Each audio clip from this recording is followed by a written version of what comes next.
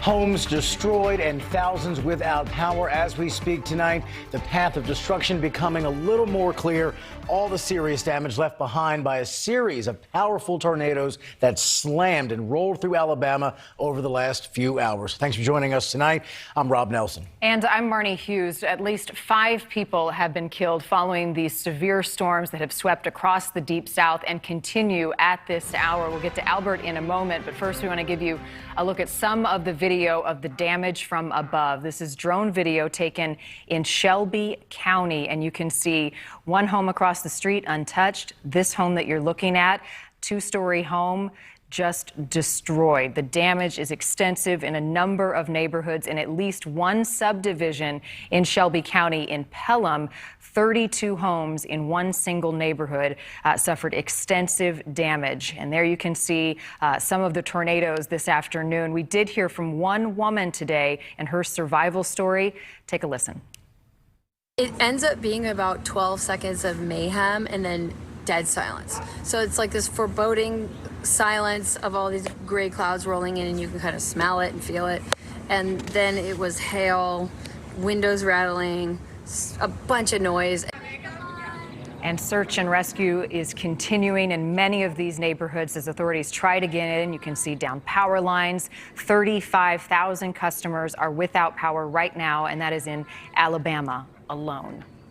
NewsNation's Malik Rankin joining us live now from one of the hardest hit areas. And Malik, you're on the ground right now where one of those storms came through and in fact turned deadly.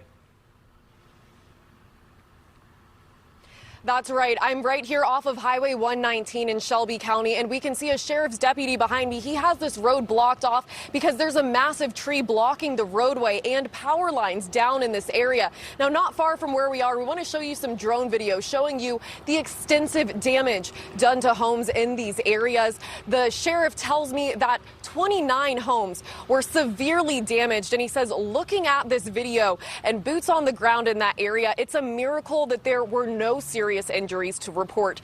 2 people were transported to the hospital, a local hospital in this area, with minor injuries.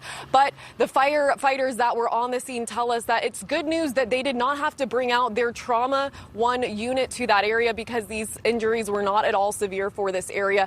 Now, they have blocked off all entry points to any of the areas severely damaged by the storms we've seen through here today, and they'll keep those blocked off until they're able to fully complete their searches and assess the damage. And because there's been more than one storm system moving through here, it's slowed down their work because these first responders have had to take shelter for themselves. We'll give you all updates as we receive them tonight and as these storms keep rolling through the Alabama area. I'm Malik Rankin reporting.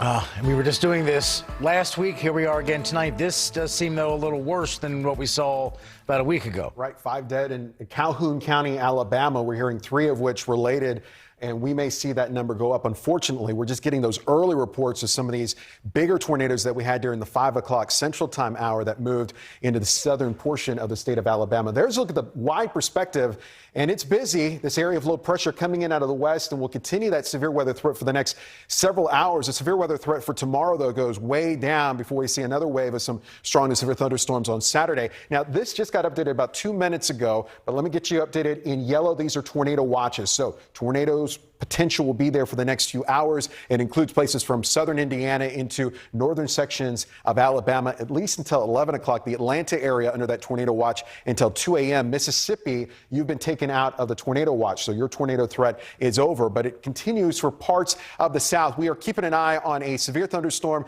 capable of producing a tornado right now to the southwest of Nashville. I have to tell you, though, the last radar scan showing this to be a much weaker storm, so that's good news as it's pushing near the Lewis and Lawrence County line there in Tennessee and moving a little bit closer into Maury County. Now let's go to Alabama. Severe storms have been moving off towards the northeast. The warning on this one to the southwest of Birmingham and back off towards the west of Alabaster, Alabama. That warning has been dropped. Still, though, some hail and some strong winds, but below severe weather limits. We'll keep an eye on that as these thunderstorms all day have had the history of rotating and, of course, producing tornadoes. As a matter of fact, the bulk of tornadoes have occurred in the state of Alabama. More than a dozen, about 50 15 is what we're seeing right now. And I've placed 2 cities here in Alabama. Calhoun County, where we have those deaths, that's Ohatchee. That's where we're getting significant damage. And we're just getting the early reports of Centerville, Alabama. This is where we had a large wedge tornado move near the Centerville area during the 5 o'clock hour. So we're going to get some pictures on that, I think, as we head towards daybreak. And that's where we could see some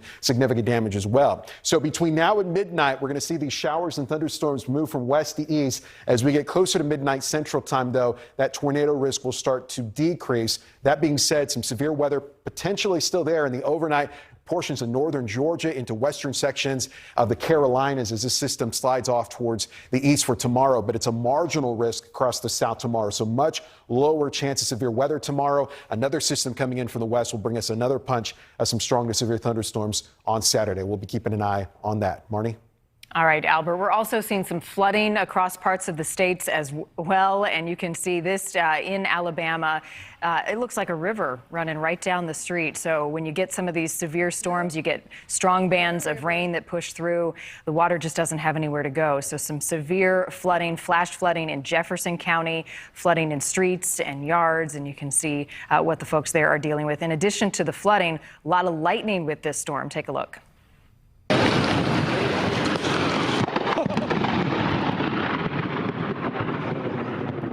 And Albert mentioned this a moment ago, amazing video from Florence, Alabama, northern part of the state. The police chief says lightning did strike a police officer who was placing some barricades in the road. We're told the officer is awake and breathing, does have some burns though, so a scary situation for that officer tonight. You can follow all of the latest on these storms, track the forecast in your area 24/7, download the NewsNation Now app or visit newsnationnow.com. And we're staying on top of the storms as we get more video in tonight. We'll continue to check in with our affiliates and also with Albert on the latest with the storms.